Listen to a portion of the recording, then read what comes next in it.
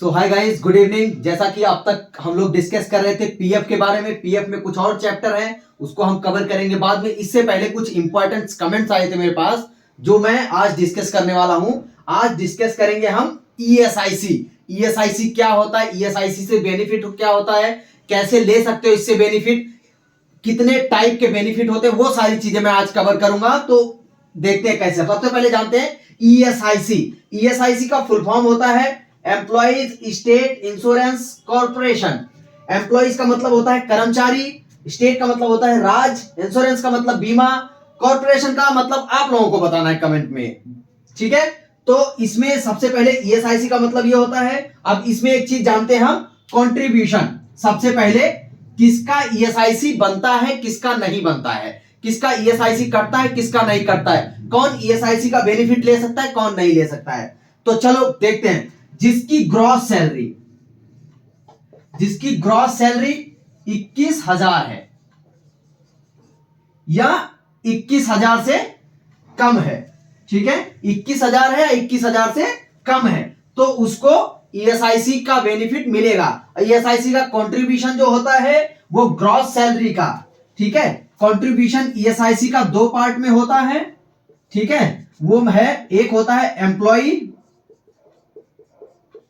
एक होता है एम्प्लॉयर, ठीक है। अब एम्प्लॉई का जो होता है वो होता है 0.75% ऑफ ग्रॉस सैलरी, और जो एम्प्लॉयर का होता है वो होता है 3.25% ऑफ ग्रॉस, ठीक है। ये होता है कंट्रीब्यूशन। अब बात करते हैं इससे होने वाले बेनिफिट्स ईएसआईसी से।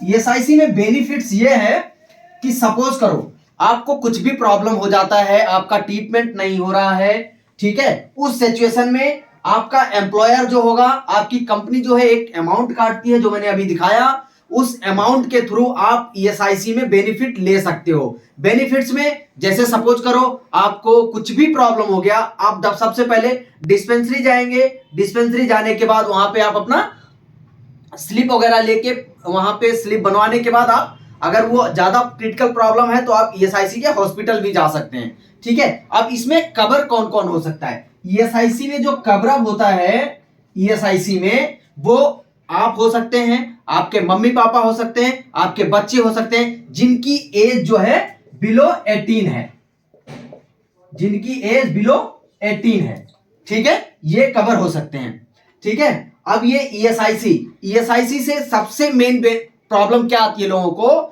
कि जैसे सपोज करो ईएसआईसी में आपका फादर नेम ऐड नहीं है, ठीक है, आपके पापा का इलाज करवाना, आपका फादर नेम ऐड नहीं है। अब ऐड के लिए आपको क्या करना पड़ेगा, ऐड के लिए आपका जो एम्प्लॉयर है, ठीक है, एम्प्लॉयर मतलब जहां आप जॉब कर रहे हो, उससे कनेक्ट करेंगे, वो आपका चेंज कर देगा। चेंज करने के बाद अगर आपको बहुत इमरजेंसी है, ईएसआईसी कार्ड जो होता है, जो ईएसआईसी कार्ड है उसमें एक होता है ब्रांच, आप वहां जाके ब्रांच में जाएंगे, आपके पास एक अपडेटेड नंबर होगा। अपडेटेड नंबर मतलब क्या होता है, जैसे सब चीज का आप कंप्लेन रेज कर रहे हो, कुछ चेंज करवा रहे हो, तो उसके लिए एक केस आईडी होती है, वो केस आईडी लेके जाएंगे, आप उनको दिखाएंगे, बोलेंगे मेरे को फादर नेम ऐड करवाना है, ये केस आईडी है, वो वहां से अप्रूव करेंगे, इसके बाद ही आप बेनिफिट ले पाएंगे, ठीक है। ये होता है ईएसआईसी का। ईएसआईसी का चैप्टर बहुत बड़ा हो जाता है, इसमें अभी बहुत कम कवरेज कर रहा हूं।